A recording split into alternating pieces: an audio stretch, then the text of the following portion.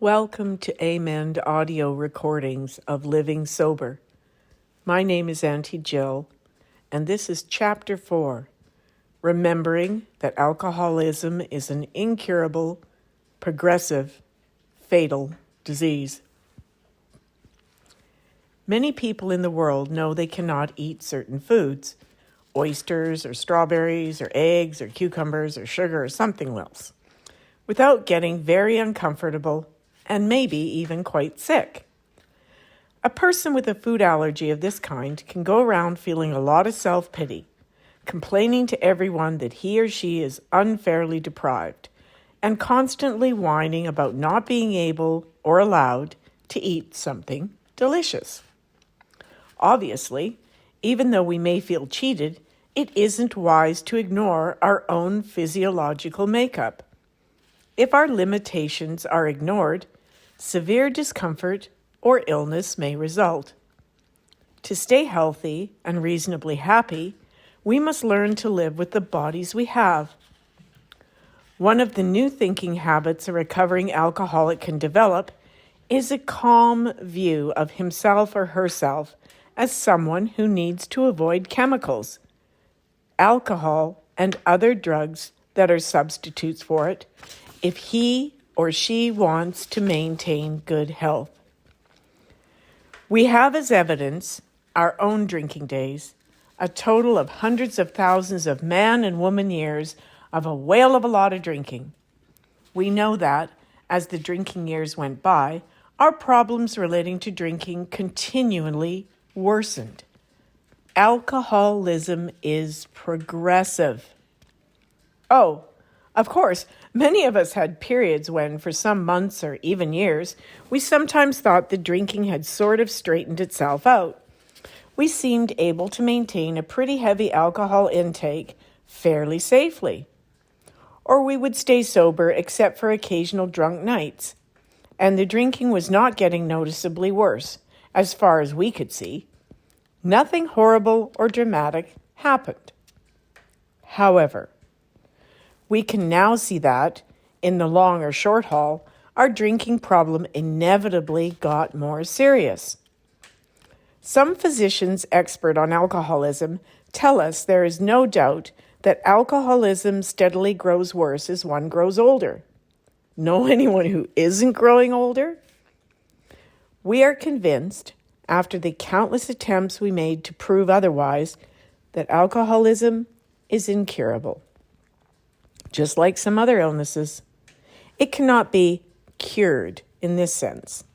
We cannot change our body chemistry and go back to being the normal, moderate, social drinkers lots of us seem to be in our youth. As some of us have put it, we can no more make that change than a pickle can change itself back into a cucumber. No medication or psychological treatment any of us have ever had cured our alcoholism. Further, having seen thousands and thousands of alcoholics who did not stop drinking, we are strongly persuaded that alcoholism is a fatal disease. Not only have we seen many alcoholics drink themselves to death, dying during the withdrawal symptoms of delirium tremens, the DTs, or convulsions, or dying of cirrhosis of the liver directly related to drinking.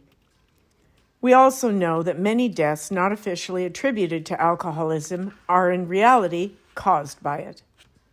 Often, when an automobile accident, drowning, suicide, homicide, heart attack, fire, pneumonia, or stroke is listed as the immediate cause of death, it was heavy alcoholic drinking that led to the fatal condition or event.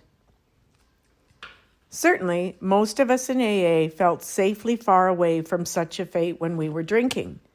And probably the majority of us never came near the horrible last stages of chronic alcoholism.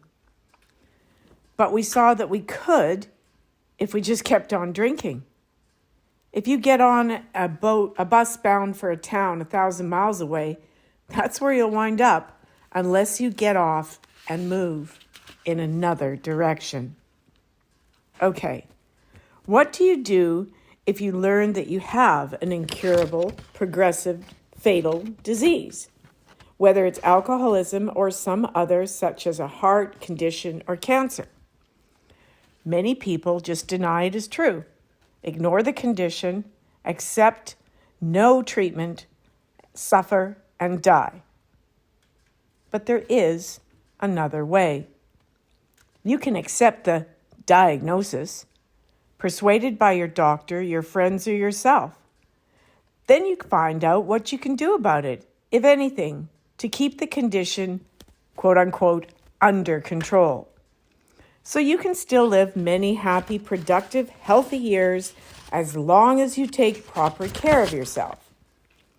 You recognize fully the seriousness of your condition, and you do the sensible things necessary to carry on a healthy life.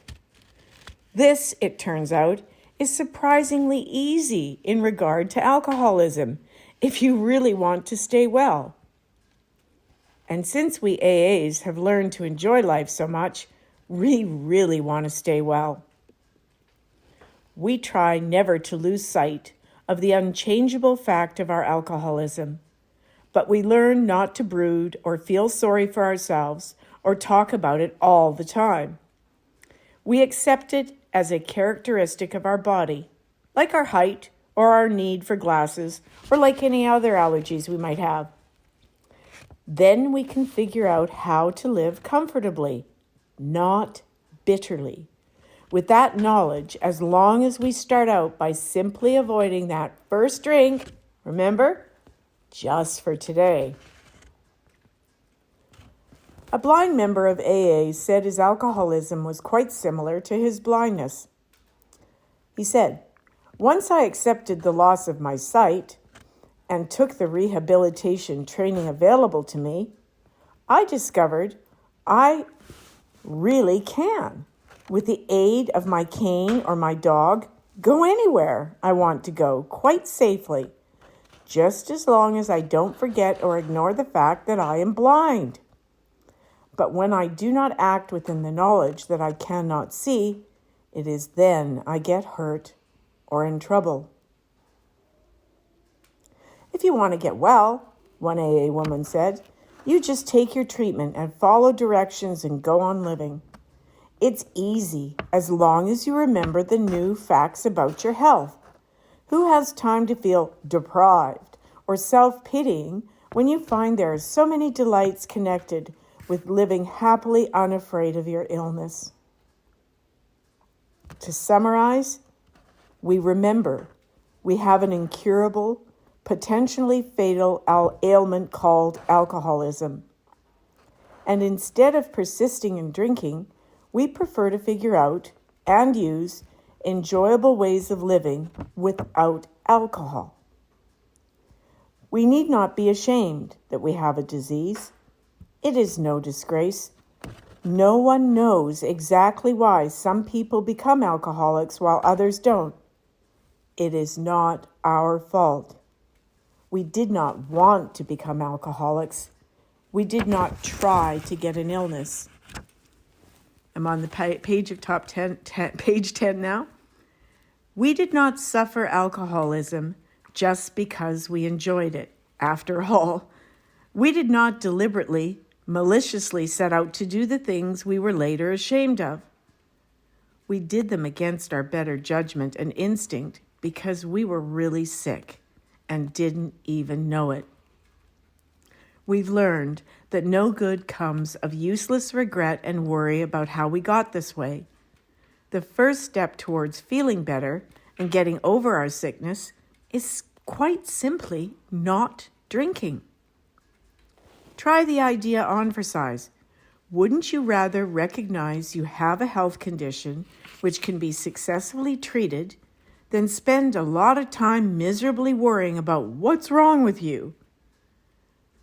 We have found this is a better looking and better feeling picture of ourselves than the old gloomy selves we used to see. It is truer, too. We know. The proof of it is in the way we feel, act, and think now. Anyone who wants it is welcome to a free trial period of this new concept of self. Afterward, anyone who wants the old days again is perfectly free to start them all over again.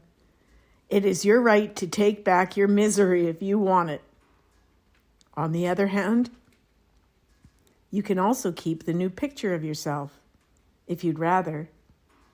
It, too, is yours by right.